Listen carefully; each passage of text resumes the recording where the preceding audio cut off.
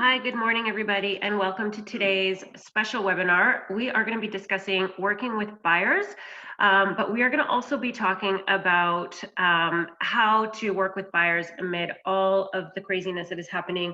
I do have Mike Atkinson here with me and Barb Funt as well, and we're going to be talking about what we've been advising realtors to do in showings and meetings, and we'll be discussing the option of virtual tours as well, which I think is probably the safest way to conduct business right now.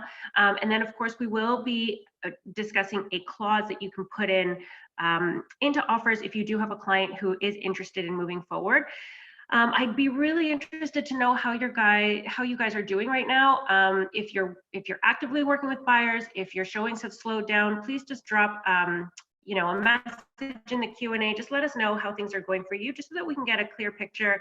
We can share with everybody, how things are going out there. So yeah, please participate, and I will welcome now Mike and Barb to the webinar. Thanks for joining me today, guys. You're welcome. Hello, everybody. Welcome. Thanks for being here. Good morning, everyone. Can you hear me okay, guys? Yep. Okay. Yeah, absolutely. So I did want to get started with you, Mike. I know that you have set up or helped your realtors with some health and safety standards, and I thought you could start off by just sharing that with us. Yeah, sure. Health and safety with regards to, you're talking about obviously COVID 19. Yes. Yeah, okay, so duh, what else am I talking about? Good morning, everyone.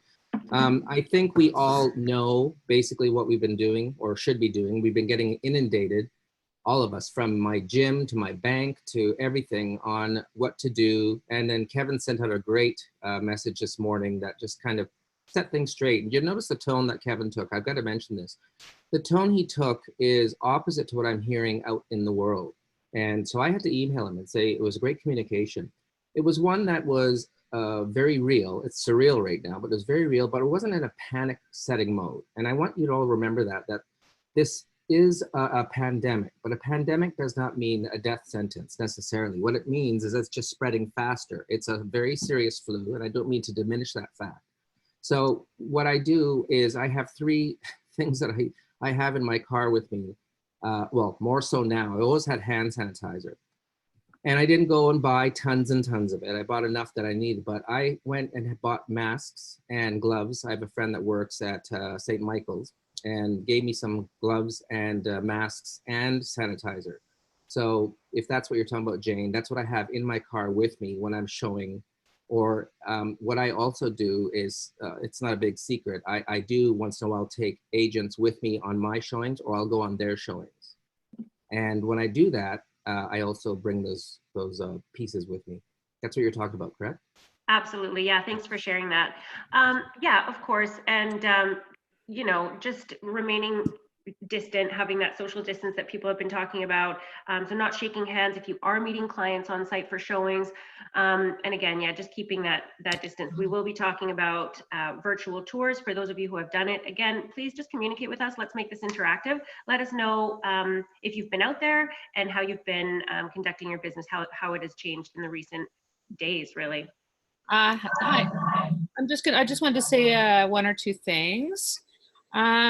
So under all of the pressure everybody's feeling, I mean, again, just to reiterate what Mike said, let's talk a bit about, we all know what to do to keep ourselves safe. It's been put out everywhere.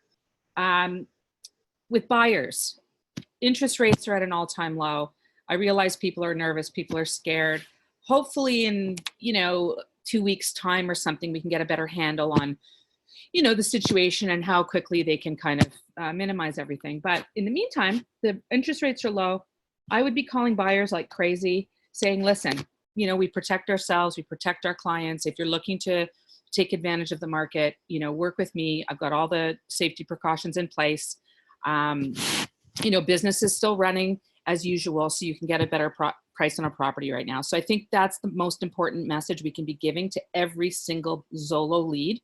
It's more important than ever now to talk to people and be calm with them. We have to lead, and we have to be the ones to, to calm people down. Everybody's freaking out, and at the end of the day, this is something that will pass. And, there's always people who have to sell their homes. There's always people who have to buy homes. regardless of what's going on in the real estate market. And just to touch on the market, I know everybody's nervous. Everybody, you know, we're self-employed people, so it's even more frustrating. I had a point here. What was my point? Yeah, so it's frustrating for everybody, but here's what I was going to say. I'm sorry, everybody. I've had my license probably for about 25 years now, and you know, there have been market crashes before. I've gone through 2 major recessions with real estate and survived. So let's all keep that in mind. We are fortunate right now to have a business where we can go out, we can keep distance from people, but still do our jobs. We can still get paid. Our office is still running. So let's focus on what we can do and how we adapt to this market. And that's it. Absolutely. Thanks for that, Barb. Thanks, Mike, as well. One of the things that we talk about in this presentation is the use of a buyer's presentation package. So that is definitely something that you can be focusing on right now. If your showings have slowed down, if you're not actively out there showing properties, put together a buyer's manual. This really sets you apart from other buyer agents, and something that you can include in such a package is the buyer's roadmap, especially if you're working with first-time home buyers. This is a great tool. It's a great timeline to show them, and it gives you talking points so that you can educate your buyer that you're working with on the process. So one of the first 2 steps is obviously to meet a real estate professional and then to get pre-approved. So when you are working with a buyer, of course, talk to them about that pre-approval. I know we have lots of agents who ask that on the initial phone call. We always recommend that you go to the in-person meeting, regardless of whether or not they're pre-approved. Simply being because if you do tell them on the phone during that initial phone conversation where they haven't met you, they don't know you yet, if you're asking them if they have been pre-approved and you're just giving them the name of a mortgage broker or 2 or 3 mortgage brokers and they go off and get pre-approved, the likelihood of them coming back to you is pretty slim just because they haven't met you. They may not even remember that you were the one who gave them the referral. So it's really important to go out and meet with people as much as possible. And at that point, talk to them about the process, talk to them about the importance of being pre-approved so that you know, of course, what you're shopping for, what your budget is. So talk to them about that at that point, and then send them an email, not only with your mortgage broker referrals, but of course your contact information as well. And from there, hopefully you do have a good relationship, close relationship with your mortgage broker so that they can contact you and let you know that yes, in fact, the buyers that you're working with are approved, or they should be pre-approved for, you know, an amount of say 600,000 or whatever it is. So then that way, you know, when they're contacting you to see properties for 750 or 800, well above their approval rate, you've already heard from their mortgage broker what it is that they can actually afford. So at that point, you can really narrow down the search for homes and talk to them about what that looks like. Of course, right now, it's a very different time. So you may want to offer the option of virtual tours. So instead of meeting with your clients, taking them out to see 3 or 4 different properties, maybe you're doing that on your own and you're FaceTiming with your clients. You're showing them the properties, you're walking through the property, describing each feature. And then, as I said, if they are interested in something and they do want to proceed with an offer, we will be sharing a clause that you can use so that it's conditional on them actually inspecting the property in person. So again, talk to them about that, possibility. You'll be negotiating the contract, of course, with the listing agent. So again, just inform your buyers what that looks like and what will be expected of them. So one of the big things is the deposit. So making sure that you let them know, you know, it's typically 5% of the purchase price that is required as the deposit. And of course, that goes towards their down payment. So again, if you're working with first-time home buyers, really laying that out so they understand. And then letting them know what happens once an offer has been accepted. So what are their obligations? They need to obviously submit the deposit to the listing brokerage. You know, there's a bunch of things that need to happen. They need to get an inspector. You may have some recommendations for them, some referrals. They will need to get a lawyer. So just let them know everything that will be expected of them from beginning to end so it's not overwhelming in the moment. Be in touch with their lawyer, whoever it is that they choose, so that everything runs smoothly for closing day. So that's kind of the process and something that you can have in your buyer package. So that, again, you can pull it out during an initial showing, or maybe you could even have it in front of you, you know, when you're talking to them and just using these as talking points so you don't forget anything that's important. Anything you want to contribute to that, Barb? Sure. Oh, my mic's still on. Good. Yeah. Yeah, so everything Jane's saying is great. Totally agree. Yeah, and as far as the pre-approvals, right now, again, it's really important that we get out in front of people, but again, virtual meetings and virtual conversations are the best thing to do. But in terms of being pre-approved, I think that if we can be referring mortgage brokers as well that can contact the clients, let them know the benefits of buying now. So that's where we need to use our other professionals in the industry to help our buyers decide if they're ready to make this move right now. And so anybody that you can speak to that can help your client as well as yourself would be a great idea. You can also show them the TREB stats as well when you're meeting with them. And what part were you at, Jane, in terms of this slide? Were we at the closing? Yeah, so I just talked through all of the stages, how to talk your client through all of the steps in the timeline. Yeah, so everything that we're doing, everybody keep doing what you're doing, change your processes. But in terms of leads on the phone, I think right now, the more we come across with our customer service and that Zolo's here and we're really making the effort to get these buyers out in this market. So with your questions over the phone, always try to be positive. Don't put them in a corner with their finances. People are nervous about their finances right now as well. So really, really important, I think, to get them on the phone with a mortgage broker and any other professionals, just to put them in a comfortable place and put their mind at ease as well as conditions, again, with the condition Jane was talking about. I love that point. Thanks, Barb, for bringing that up. Definitely, take this opportunity now to reach out to your preferred mortgage broker and ask them, how can I describe this to my clients? Why is right now a good time? What are you seeing out there? So just sharing that information so that you can pass it on to your buyers, I think is really, really valuable. So definitely reach out to your mortgage brokers. Barb touched on calling buyers. So let's talk a little bit about that. I mean, obviously, anytime you're going to call a buyer, you want to be prepared. You want to have your MLS system open and in front of you. You want to be pulling up the subject property information so that when you call the client back, you can inform them as to the list price, of course, which is generally what they see on the Zolo.ca website anyway. But still, you want to have that in front of you so that you can see also what the last status is. Up until very recently, things were moving quite quickly. So it may have been on the market for 4 days, but it may have already been sold conditionally. So letting them know that. And then also letting them know possession. That's oftentimes the question they will ask because that information is not available to them on the Zolo.ca website. So have the information in front of you so that you can speak knowledgeably about the property that they're inquiring about. And you can also take a look at the brokerage remarks. And sometimes there's additional information that, again, isn't available in the public remarks. So make sure that you're taking a read of that and disclosing what you need to disclose. So for example, here it's talking about, a monthly fee. So just letting them know that they're aware.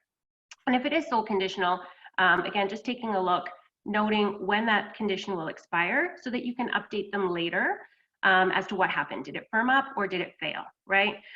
So really another thing that you guys can be working on right now, certainly something that I've been focusing on is your follow-ups, having a system where you can be really organized so that not only are you making your calls, but you have a system in place where you can follow up with people regularly. So in this example, if you were to be speaking to a buyer who was interested in a property that was sold conditional until next week, have a follow-up system in place so that you remember to call them back, provide them with the information. The fortune is in the follow-up. I truly believe that. So definitely, stay on top of all of your follow-ups. Of course, obviously, we're not going to talk about the Zolo CRM. That's not what this training is about, but just a reminder to always update your CRM. I know Barb can speak to this, that it is super important if you want those leads to continue coming in, and they are coming in. Even though we are really, in the midst of a crazy time, people are online. People are interested in properties, whether they're ready to go look at them right now or not. They are online. The leads are coming in. So please make sure that you update your CRM so that those leads continue to flow. So making sure you update your activities with a call yes, That is the only way you can engage with them or say to the system that you're engaging with your leads. And please keep in mind also that this doesn't necessarily have to be a phone call. It could be an exchange of text messages. It could be a conversation by email. So whatever it is, however it is you're engaging, please remember to update your contacts with call yes. Sorry, Barb, you were going to say something? Yeah, it's just a really, really good time to start building your business. So, you know, we always have to think of, you know, think forward, not backwards. So everything that you're doing today as a realtor will come to fruition a few months down the road, a few weeks, a few months. So everything that you do will build your business. So in a time that we're in, set yourself apart when you're calling these leads. Really, really explain to them that you're taking precautions, you're happy to show them properties. If they're not, and if they say, well, we're not ready now, we're gonna wait, just say, no problem. Why don't I set you up on property search? We can work together over this period of time. And as soon as you're ready, we'll start looking. So don't brush off people that don't wanna go look at houses, guys. These are people signing onto Zillow. Our hits are good. We get, everybody's at home right now. So people are searching real estate and everybody knows that the market and the interest rates are really low. So this is an opportunity. In every single situation, there are opportunities and we just have to find them. And we can all increase our business at this time by collecting the buyers and taking good care of them and giving them good customer service. And it will come out in the long run financially for you. Absolutely. Yeah, we have a question coming in about the buyer's package. So yes, I will be sharing in a few slides here what you can include in that buyer's package. But first of all, let's just touch on calling new leads. So these are the leads that are new to you. They've just inquired about something. So definitely make sure that, I always like to suggest that you start off a call by introducing yourself, asking how you can help. That will lead to a conversation. It's a nice open-ended question. Have that conversation in the middle about what their requirements are, what it is they're looking for, and then end the call with a closing. When would you like to see the property?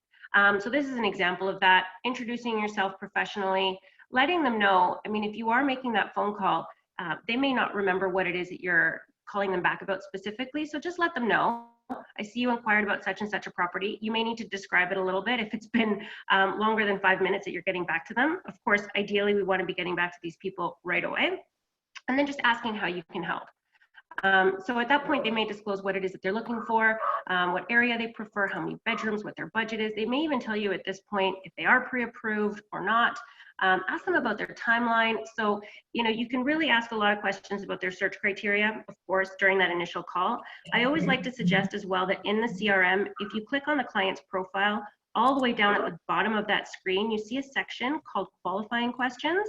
And if you click on that, it gives you all of the questions you can ask about their search criteria. So it's a good thing to have in front of you when you are calling them back, just so that you can fill in those blanks. And also it reminds you as to what you can ask next.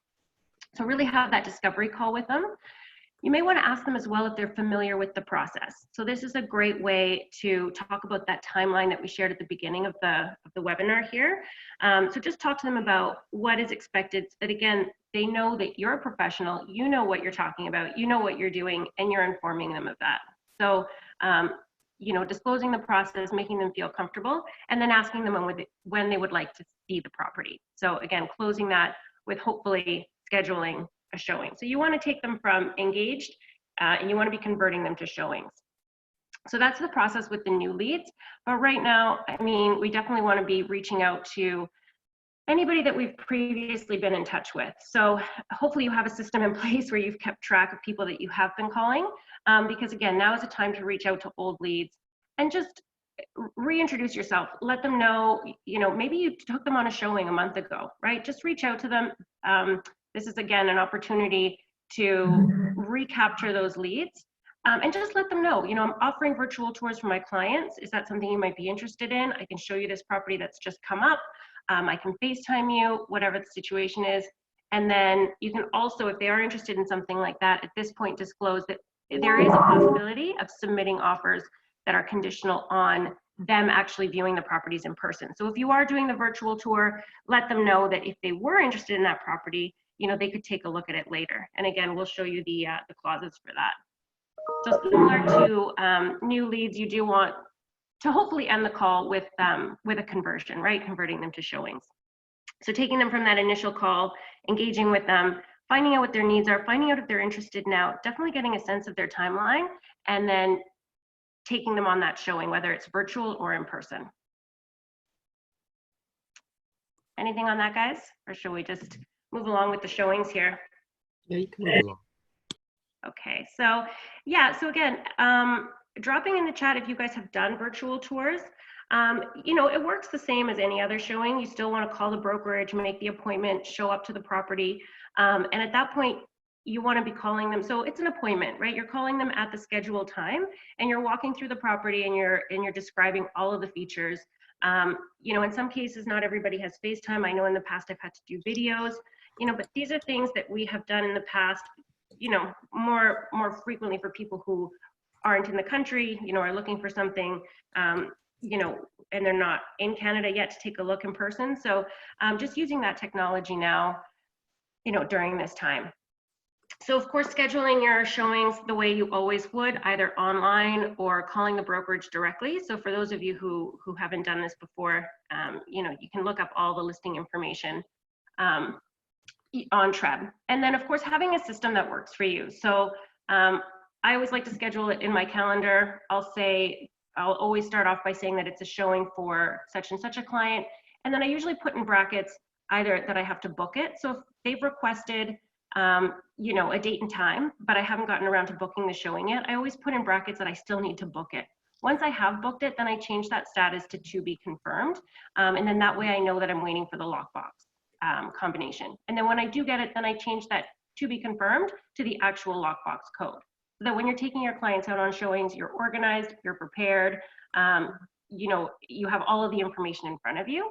You're scheduling it at the day and time, and you can obviously schedule them back to back in half-an-hour intervals or whatever it's going to take. I know that Mike also includes his travel time. Is that right, Mike? Are you still here with us? Yeah, I'm still here. I put travel time in. Did you remember that? Wow, I do remember that. cool. Yeah, so that's another great tip. Yay! Yeah, so I mean, making sure that you even put in your travel time if necessary, so that of course you're not late. You're always wanting to show up on time, if not early, for those appointments. And I know Mike also said that he's always early and he has a strategy around that as well. So for me, I like to put in the description the link to the property, just so again it's easily and readily available. And then I always include the listing brokerage's information, just in case, you know, it never fails. You know, there will be times that you can't find the lockbox, or, you know, it's around the corner instead of in front of the property. So, you know, if the instructions aren't quite clear, or the lockbox code isn't working, just have the contact information for the listing agent also readily available so that you can call them with any questions if necessary. Do you want to contribute anything to that, Mike? Because I know you have a good system for showings. No, pish on. Yeah, actually, what Jane's saying is exactly true. We hold the world in our hands, you know, for information. Everything is on our palms or our computers or whatever. So to Jane's point, how I do this, I'm a little bit OCD, you can probably tell, and the people that are on my team know I'm OCD. But I put all the information in one place, because what happens is inevitably you will be freezing outside in the wintertime and trying to get the lockbox number and it's not opening, or you cannot locate a lockbox. It's on a fence in the rear of the building, and meanwhile, your clients are waiting, and this is part of your professional clock that's ticking. I'm not saying they're judging you necessarily, but boy, are they interviewing you. And if you're not prepared, I think we've all been there. You're struggling to get a lockbox open, or you have to call the agent on the spot. It looks so professional.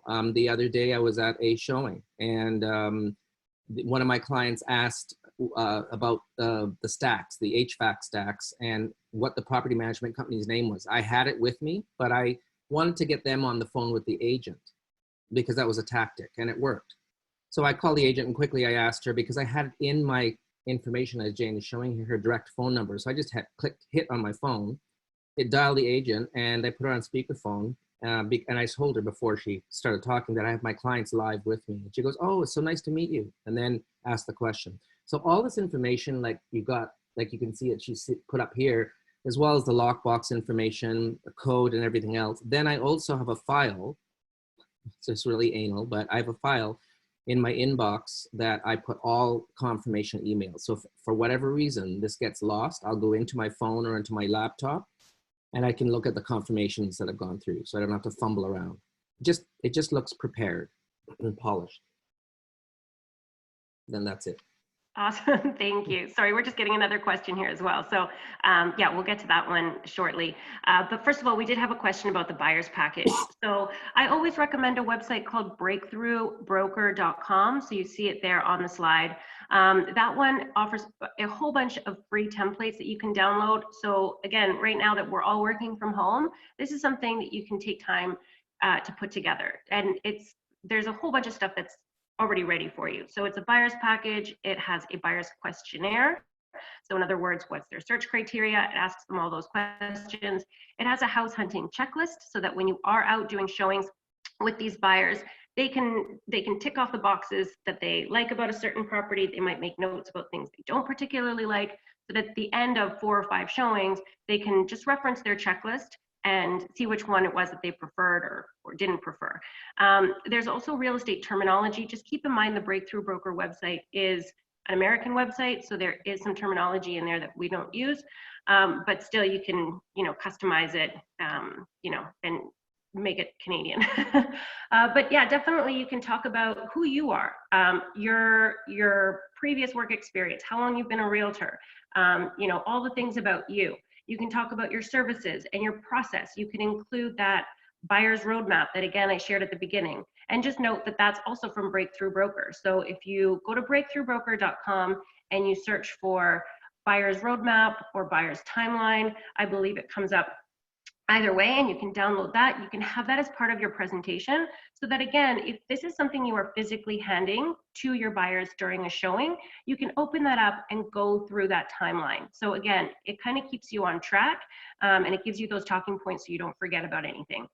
A couple of other good things to put in there is the buyer representation agreement, the working with a realtor, and the agreement of purchase and sale. So the agreement of purchase and sale, if you go to the OREA website, they have explained forms. So if you download those, then again, you can include that in your buyer's package and go through each of the paragraphs if you wanted to be that detailed, or you could just let them know that you've included an agreement of purchase and sale so they're aware of what the form looks like. And then just encourage them to read through it and just let them know that everything that's in red, if you've printed it using color ink, just let them know that everything in red is explaining what each paragraph refers to. So those are a few things that you can include in your buyer's package. The MLS information sheet, so if you're looking at 4 or 5 properties, you can also include all of those in your buyer's information. And it could be something like what you see photographed here. It could be a stapled package, but really it could be as simple as a Zolo folder with all of that information inserted on either side, along with your business card as well. So those are the things that I recommend for the buyer presentation. All right, hopefully that answered your question, Amir. Okay. So this is the other roadmap that, again, you'll find on Breakthrough Broker. So the one that I shared at the beginning was more of a timeline, and this one kind of goes around, in a circle. But again, we're using some American terminology here. But, take a look at it and see if, which one you prefer. Again, talking about the BRA and the working with a realtor, so include those, and then just talk to them about, the expectation of a commitment. Again, I know there are realtors out there that expect a commitment before they've even really, met or done several showings together. It's nicer to show your value and then ask for their business, but do let them know if you are doing an initial showing with them that there is an expectation that you commit to them. And however you want to word that, that's up to you. That's, your style. But definitely talk about the BRA so that they're aware that there is a commitment, that they're going to be taking your time and you're going to be, working with them exclusively as well. So the buyer representation agreement, just a quick note about that. Obviously, it's between the brokerage and your buyer. So putting in their information, letting us know when it's going to commence, and then you typically want to keep it for less than 6 months. Otherwise, you have to have your buyer's initial this bubble here saying that it's exceeding 6 months. So try to keep it less than that if you can. And then just a couple of really important notes here. The property type is generally going to be residential, unless of course you're working on something else. But the geographic location, just a quick note here that to say GTA is too general, it's too broad.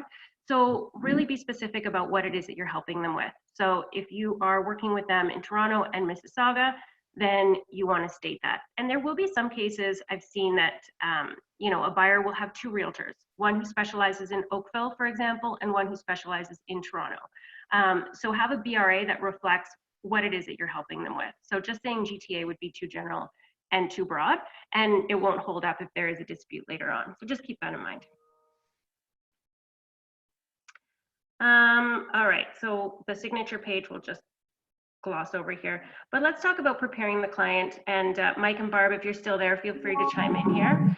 Yeah. So buyer questions, again, hopefully you've done a good job with your buyer presentation, with your buyer package, that they're not asking you a ton of questions. You know, maybe hopefully they feel really prepared because you've taken the time to do that. But if they ask you questions about, you know, how do I decide what to offer on the home? I mean, obviously talk to them about the comparables. And how you come up with that number, right? Mike, I know that you had a recommended training. Do you have the information there that you can share with us? Yes, the training on the introduction, like the what I call sales protocol. Is that what you're talking about? Sorry. I believe so. Yeah, the I think it was HPI that you were talking about for comparables. Oh, yeah. Sorry, ask the question again. My gosh, I totally lost. Oh, that's okay. Sorry, I don't mean to put you on the spot, but yeah, no, it was an online course that you were recommending. And given that we do have, you know, we're working from home, I thought it might be something good to recommend that people listen to. Yeah, I do actually, and I can give it to Jane, or Jane, I think Jane might have it, and she maybe can post it, or I can post it, whoever, but I listed it to my team. If you're on the line right now, you'll know I said it's highly recommended course, home pricing index training. Again, yet another nugget of gold that TREB or CREA offers as a training package. And I did it. It was very rudimentary when I did it, but they've really come up with a really nice presentation now. So there is a link that I sent out to my team, and I did some screenshots as well. It's a self-tutorial on HPI. In other words, HPI House Pricing Index. It doesn't take into consideration, Jane, I hope I'm going in the right direction here, but it doesn't take into consideration how pretty the house is or what the upgrades are. It gives you a true grading of what the property's worth is, not MPAC and not as an assessment, but as a realtor.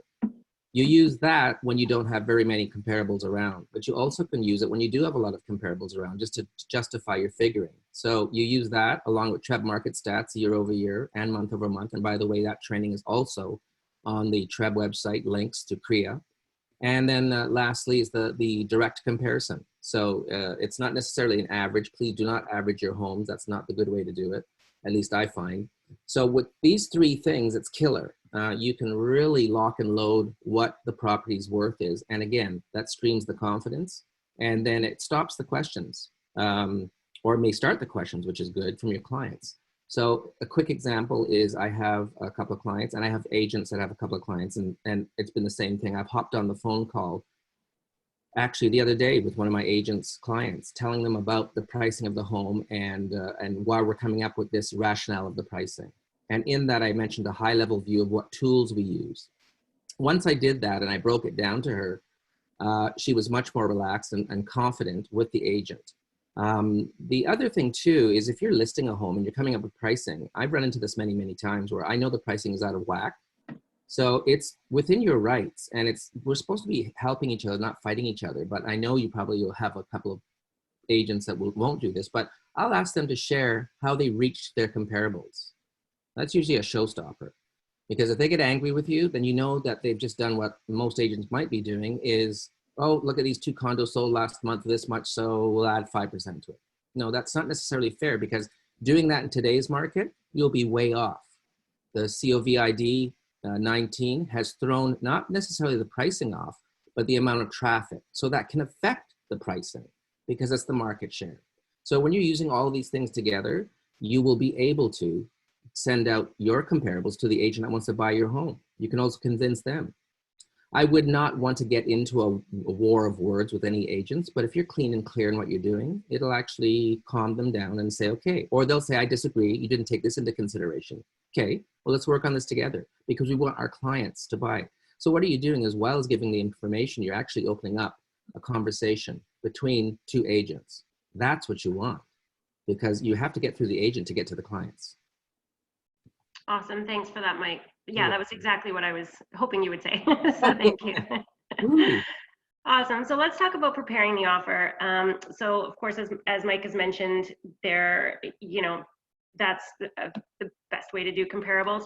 You definitely want to be, again, pulling up the subject property, making sure that you are going to compare apples to apples and not apples to oranges. So when you are looking at recently sold properties off of MLS, you do want to be making sure that if you're offering on a 2-bedroom, you're looking at what 2 bedrooms have recently sold for. So just really studying the subject property, knowing exactly the square footage, all of that, so that you can get a good clear picture of what it should go for, and then letting your clients know what range to offer within. I find it's always best to give them a range and the information. Let them know, the last condo sold for this, the condo before that sold for that. I'm recommending a range between this and this. So they're armed with the information and they can make a decision. If you give them an exact number, then if it is multiples and they lose it by $5,000 or whatever it is, then they might blame you for that. So giving them a range and then maybe even giving them, an upper range, depending on what the market is doing, if you are expecting multiples, letting them know, what they should offer and letting them make the decision, come to their own conclusion. But yeah, providing them the information by looking it up on our MLS system. So you want to be checking the comparables. So you want to be looking at unavailable properties. So in other words, properties that have already sold, of course. And then, really targeting maybe if it's a condo building or a series of condos, so, 3 or 4 buildings that are all kind of the same complex, putting in that address range, and then making sure that the last status is sold and not terminated or expired or anything like that. And then again, making sure that the bedrooms are the same as what the subject property is that you're going to be offering on. Oftentimes you'll get a lot of results, so it might look something like this. So make sure that you sort them by sold date so that you're looking at the most recently sold properties up at the top of your list, right? And then again, providing that information to your clients. Can I make a quick point? Of course, yeah. Hi, everybody. Yeah, so with pricing as well, just try to remember that, again, like Jane said and Mike, it's not an exact number. And when it comes to multiple offer situations, you've got to really keep your client in a stage of like, okay, we're going to see what happens. So first, you've already talked about where the market value might be for this home. You've already done that. So you've done all the steps Jane's done and the steps Mike's talked about, and you've got a range now, right? Now you've got all the other factors coming into it. So you've got 10 offers or 3 offers or 4 offers. So you've got to put your client in a position where and depends on how, then again, there's multiple offer situation. Then there's how the agent's going to handle those multiple offers. Okay. And then there's, your strategy and what you think would work best. Right. So the best thing to do, obviously come to a price. And if you're in a bidding situation, or even if you're in a regular negotiation, communicating with the other agent too, say what's the best strategy here? Your seller, what's the best way to get this communicated and either on sign back or accepted or whatever. So always really feel out the listing agent in terms of your strategy, because you want to go in with your best foot forward. So in terms of multiple offers, the thing that I find is best is come to that price. But you'll find over the week, like someone will look at a property on a Tuesday and then offers are the following week. They start to get like, oh, this feels rushed. I've heard that from a lot of clients. This feels really rushed. Or they'll say, oh, okay, how many offers? And just say, listen, when we know, I'll let you know. And we'll talk about what we're going to go in at that point. Because let them know that you've got a strategy and your strategy will be adjusted based on what's going on with that property, regardless of what price range you come to. So it's really important to keep your clients calm, keep them listening to you and say, listen, if we have to go up, we'll discuss it at the time. But right now, this is what we're looking at. Okay, so just keep that in mind once you come to price all the other factors. There's a question here. I'm just wondering, do you think we'll have less multiple offers with COVID-19 situation? 2 of my clients stopped looking. Absolutely. I think there will be less multiple offers. Which I don't think is a bad thing in this market. I think that properties were overheated and getting way too many. So it was making it difficult for buyers. They were walking away because of that. So I think right now, people who are really serious and really want to buy will get out there and take the necessary precautions because of the interest rates. So those are the kind of people we need to focus on. And anybody who's waiting, keep them informed, keep in touch with them, keep them calm, and let them know as soon as they're ready, you know, you're here for them. That's it. Absolutely. Thanks, Barb. Yeah, so let's talk a little bit about web forms.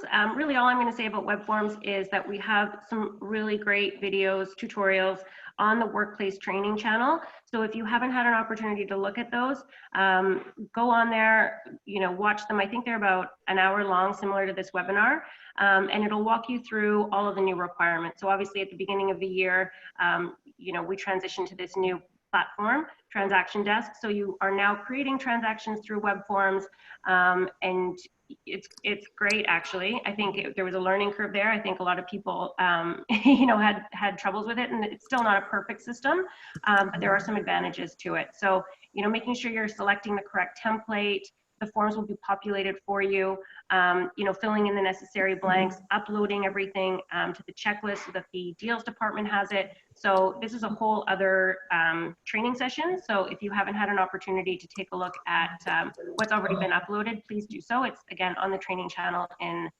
Workplace. So the only thing I'll mention here is just remembering to change the status. So when you do have an offer and you're working on it, the status is going to be open, but the deals department has asked that we just remind everybody that when it is a firm deal, just change that status when you're ready to submit so that they know. Otherwise, they're not going to know to look for it. So just a quick note about that. So the agreement of purchase and sale, when it comes to actually preparing the agreement, again, hopefully some of this will be auto-populated from MLS, but you do really want to have that subject property either in front of you on another screen, or if you print it out, because you will be, of course, copying the information from there into your agreement of purchase and sale. So making sure you have the seller's name correct, the address, fronting on the south or west side, whatever it's going to be of that street, in the town or city of wherever it is that you're selling the property, and then just filling in the blanks here of the frontage and the depth of the property. Make sure your legal description is correct as well. Sometimes there isn't enough room on the MLS listing sheet for the entire listing, or sorry, for the entire legal description. So in some cases, what listing agents will do is they will attach you know, either a Word document or whatever it is, the MLS listing with the entire legal description. But just to be really, really sure, go into Geo Warehouse, copy and paste that legal description, make sure that it's accurate in your agreement of purchase and sale. The purchase price, obviously, that's something that you discuss with your client. So once you've decided on what you're going to go in with, that's what you're going to put in there. And then you're submitting the deposit payable to the listing brokerage. And again, it's typically 5% of the purchase price. So just let your clients know that so they expected. And then, of course, describing whether or not it's going to be delivered herewith or upon acceptance or as otherwise described in this agreement. So if you are in multiple offers, it's a good suggestion to submit the offer herewith. So in other words, ask your clients to go to the bank, get the bank draft, and just send you a picture of it. And you can attach it to your offer. If you're emailing the offer to the listing agent, you can attach the photo of the deposit so they know it's ready. And of course, if the offer isn't accepted, then the buyer at that point would just go back to their bank and cancel the bank draft. So it's always in their possession. So if it's not accepted, you know, they would just cancel it. Otherwise, you know, 24 hours upon acceptance, you know, they can go to the bank at that point and deliver the deposit. There will be times, of course, that they have maybe their funds in an RSP and it takes a little bit longer than 24 hours to have access to it. So in that case, you would want to describe that in the schedule A as to how they're going to deliver their deposit. Okay, we have some questions coming in, but I'll address those at the end here. The irrevocable, so typically that's going to be 24 hours. Completion date, try to give the sellers what it is that they're looking for. So always trying to be friends with the listing agent. Before you even start preparing an offer, hopefully you've called the listing agent and you've asked some important questions, including when would the sellers like this to close by, right? What's their preferred closing date? So knowing that, hopefully your buyers are flexible. Hopefully you can give them the completion date that they're looking for, you know, and then just filling out the rest, entering that there. Be really careful with chattels included, fixtures excluded. Obviously, that's also going to be in the MLS listing, but just pay attention to the property so that you know if there's something that the buyers are expecting. I don't know, maybe it's a microwave, whatever it is. You know, just make sure that that is either included or excluded, and it's not just left unnamed. You don't want to have to deal with that later. And then rental items, always asking the listing agent as well what the rental items are, and including that in your agreement. So just making sure this is all, of course, accurate. HST is included in any resale property. And then the title search, typically you're allowed to view that or requisition it 10 days before closing. So, and then of course the use would be residential. So that's just a high level view of how to complete that, that agreement of purchase and sale.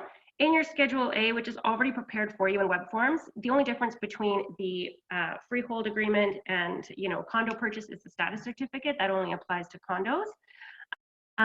So just really reading through the Schedule A, even though it is prepared for you in web forms, just having a good understanding of what is in there.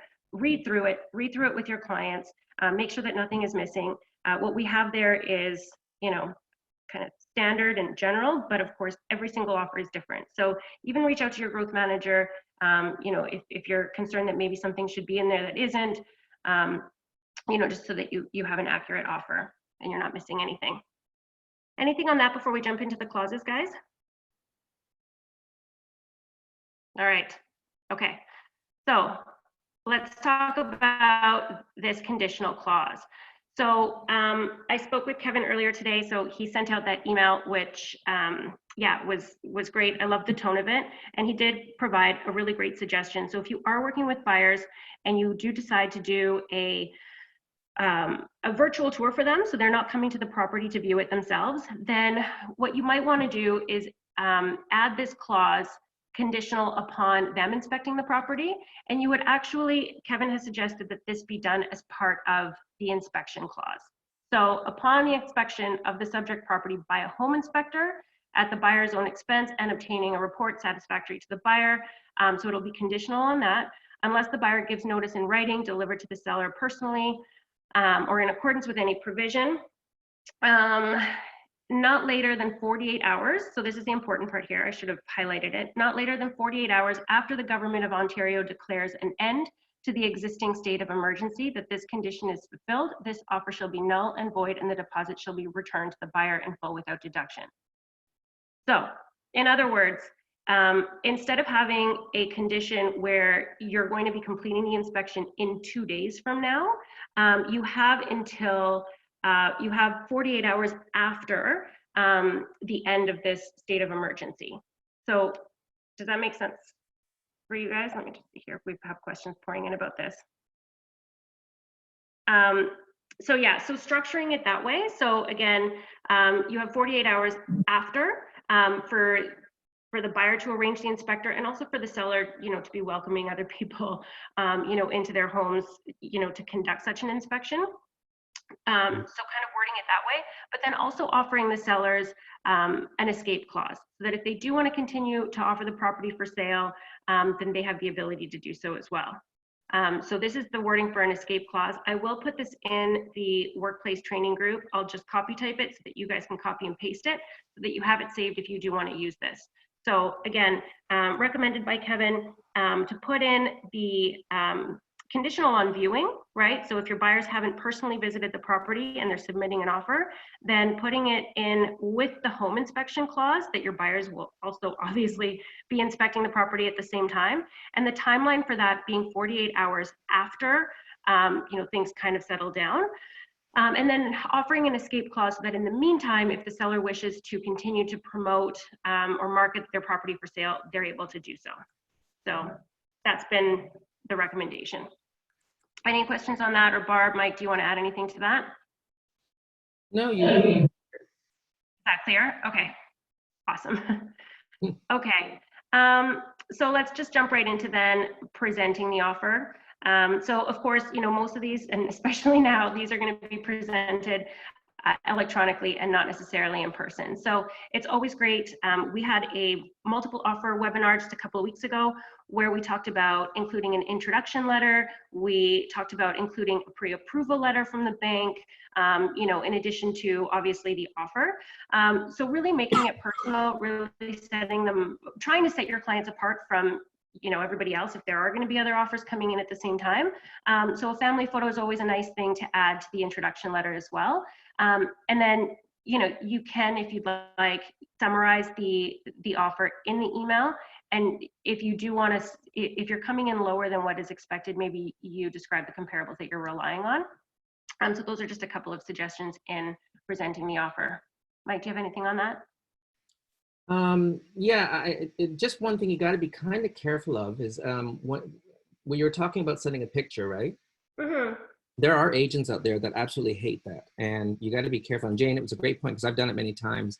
So going back to my conversation about, or my comments on getting a relationship with the agent, well, if you get a relationship with the agent, you'll get a feel for how they'll handle it. So an agent I was talking to actually just yesterday for my clients, and again, I took one of my, oh, hear a dog. One of my agent I took with me on the showings as well. Of course, I asked their permission. They said, well, can we send a family picture in? And I just said, yeah, that's a great idea, but let me get the feel and a read from the agent. So I spoke to the agent. The agent was absolutely amazing. And I knew in my heart of hearts that she would be okay with that. So we did the family thing and the pet, and it worked. But you got to kind of feel the agent, because sometimes it might not work. And they'll just look at it as going, I don't care about the picture. Because I've actually had agents say this to me. I don't care about pictures. My people just want top dollar. So you gotta be careful. You gotta read them. Yeah, fair enough. Thanks for that. It's always worked anytime I've put in a family photo. I think people like it. I know Barb has a great example where she described her clients as being a baker, and they were bakers. So it was a nice kind of connection there. So yeah, but definitely reach out to the listing agent. That is definitely the takeaway. Be friends with the listing agent, know what it is that they're looking for, and just work with them. All right. So multiple offers we already touched on. So obviously, how do you know if it's going to be multiple offers? It'll tell you right in the, oh, sorry, I thought that was going to highlight. It'll tell you right there on the MLS listing sheet. So it'll tell you that offers are going to be accepted on Monday at 7 p.m. and to please register by 5 p.m., whatever the example is there. So you'll know that way, and you can let your clients know so that they're prepared. So just knowing and preparing your clients, and again, as we've mentioned before, having a price range that they should go in at, and then maybe an expectation of what it will likely go for, given however many offers there are. So of course, as we said, the offer guidelines, you want to come up with a purchase price that obviously your clients are comfortable with, and you want to know kind of course, what it might end up going for so that you can inform your clients, giving the closing date that the seller is hoping for. And of course, you want to go in as firm as possible, but that's not always the case. So if you do have a situation where you have a client maybe who's a first-time home buyer, and they're just not comfortable going in without conditions, then maybe tightening up the days. So instead of it being 5 days, for them to confirm financing, maybe you can reach out to their mortgage broker or their banker and see if they could get it done in 2 or 3 days. So again, just trying to think outside of the box to make your offer stand out against all of the other ones, if there are other ones. So discussing multiple offers. If you do decide to remove conditions, so if your buyer decides, okay, we'll take out the financing clause, we're comfortable that we're going to get approved, or that's all confirmed, then there's a couple ways you can do that. In the Schedule A, you can still put the condition in there, but you can cross it out and have them initial it. And you can also use this Form 127. So the buyer will just initial basically that they've decided to submit their offer without these particular conditions. And it could be financing, it could be taking out the condition of the sale of their home. So maybe they go, if they do need to sell their home, maybe they have a longer close and they're hoping to sell their home within those 3 months, if that's the situation. But just having them initial that they specifically, did not put the condition in regarding the sale of their home. So just having them initial, the removals. All right, so let's talk about closing. Because once you do have an offer accepted, of course, we want to go ahead and remove whatever conditions are in there. So you either want to fulfill those conditions or you want to remove them. So for example, if you do have an offer that was accepted and it's conditional on financing and inspection. Let's say the bank comes back, financing is approved, there's no problem, then you fulfill that condition. If they decide that they don't want to conduct the inspection, they decided against it, then in that case you would fill out a waiver. So just using the right form depending on the situation. And making sure that that's done within the time frame. So if you did say, that you would remove conditions in 2 or 3 days, make sure that these forms are completed in time. And then you've got your closing checklist. So a couple of changes to this actually, but obviously you want to, once everything's been accepted, you want to email the accepted offer to the listing agent, to your clients, so that they can forward it to their lawyers. You want to make sure that you're telling them to deliver the deposit check to the listing brokerage within 24 hours of acceptance, if that's what was stated in the offer. You want to be referring mortgage brokers or inspectors. The mortgage broker, you probably would have already referred to them at the very beginning. But at this point, if they are going forward with a home inspection, then you might want to recommend a few home inspectors. And then, of course, fulfilling those conditions, so delivering the notice of fulfillment and the waiver, obviously to the listing agent, if it's 5 days after acceptance, so if your conditions are 5 days, then making sure you do that within that time frame. We're no longer emailing our paperwork to the deals department. I'll have to fix that. We're now uploading them to that checklist in web forms. So that's definitely part of the checklist. Reminding your buyers to get insurance, transfer utilities in their names, confirming closing date and the time with all parties, just staying in touch with the lawyer as well if they need anything. And then that's you're wrapping it all up. You've done everything that needs to be done. A closing gift is a great way to kind of continue that relationship, and then diarizing, follow up with them every so often if you want to do seasonal kind of follow-ups with your buyer clients. And then certainly, a 1-year anniversary, either email or, a comparable market evaluation in a year, just to see where they're at, after a year of buying the property. So definitely staying in touch with all of your clients and asking for business, asking for referrals. So let's get to some questions here. Anything else on that? Okay, so what should we typically include in the buyer's package? Yeah, so we answered that one already. We've got it, I think I answered that one already. Okay, and Barb, I think you wanted to address one of these. Qualifying buyers. Let me know, are you there? Okay, so I think there was a question here that came in about qualifying a buyer's lead. Yeah, so Mike, do you want to take that? Yeah, sure. You can hear me okay? Yeah, absolutely. Okay, good. I didn't know if I had it on mute or not. So you're qualifying them on the phone, or you mean for the lead itself? Correct? Yes. Yeah, sorry, it just says, yeah, no, it just says, please elaborate a bit more about qualifying a buyer's lead.